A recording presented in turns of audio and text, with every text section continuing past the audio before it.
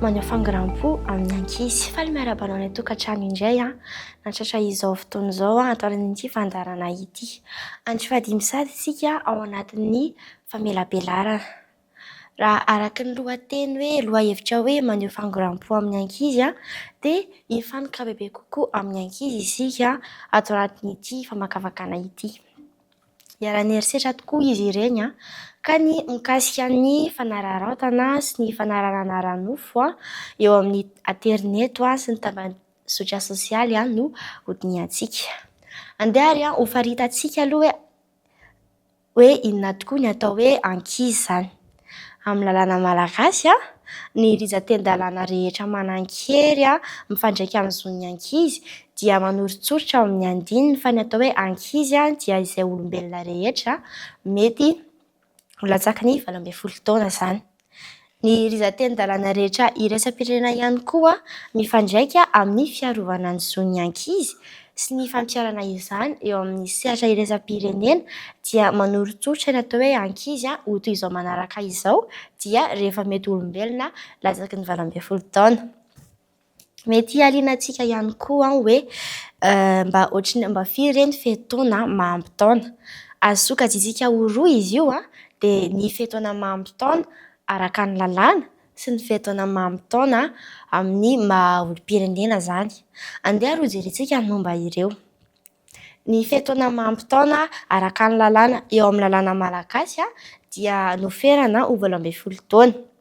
Na izany aza ao amin'ny lalàna malagasy ihany koa ny fehitaona mahatompona andraikitra eo amin'ny fitsarana ady elo ka dia noferana ho 13 taona.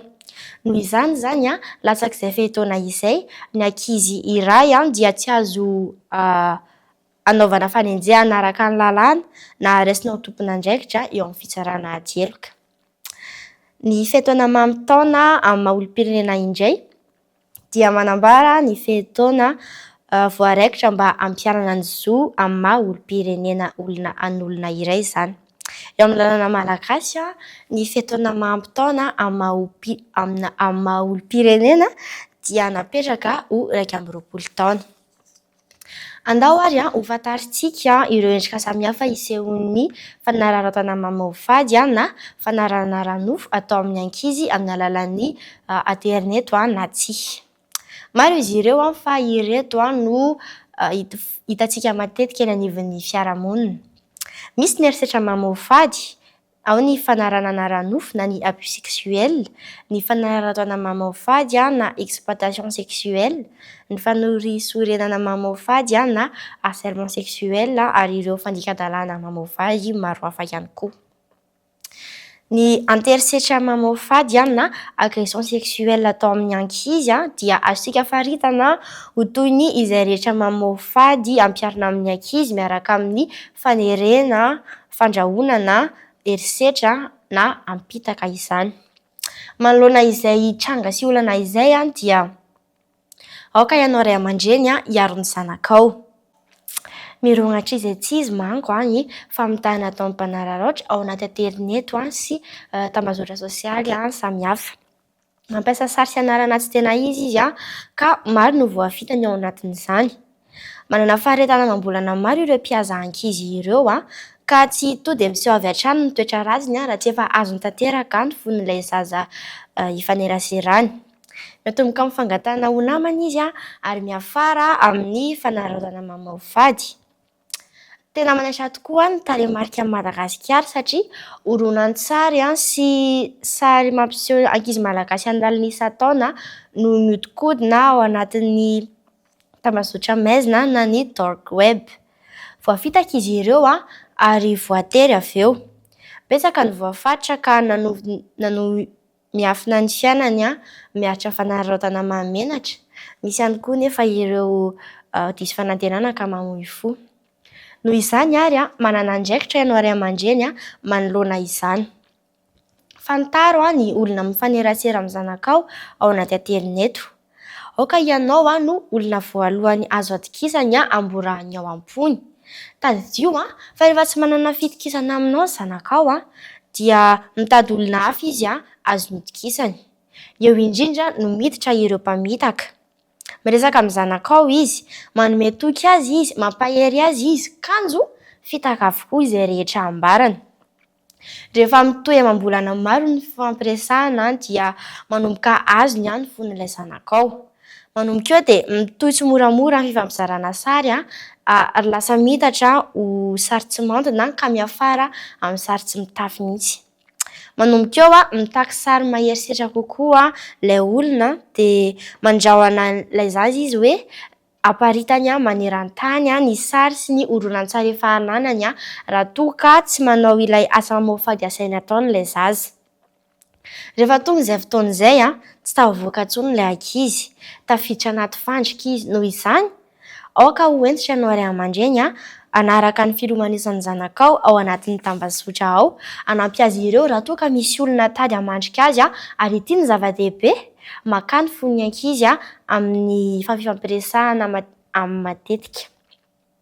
Toro-hevitra ho anao ankizy indray, aza mizara ny sarinao ao anaty tambazotra sosialy toy ny Facebook, indrindra raha sary eny amoron-drano na eny amin'ny dobo filomanosana. Azony olona rehetra atao ny misintona ireny sary ireny ary avoakany amin'ny anarana hafa ka hanerenanao anaraka ny sitrapony avy eo. Sady afa-baraka ny miady saina ianao rehefa tody io olana io. Izany ny antony ilazana fa ny olombelona rehetra latsaky ny 18 taona no atao hoe ankizy.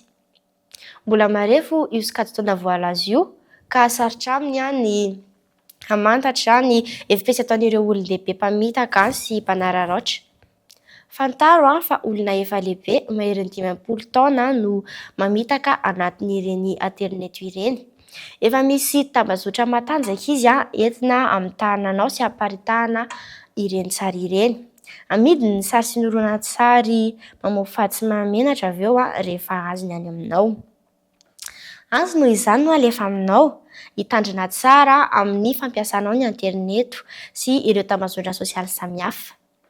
Raha sanatria ary ianao ka efa tafiditra ao anatin'ny fandrika, inona no tokony ataonao? Aza kivy aza mamohy fo.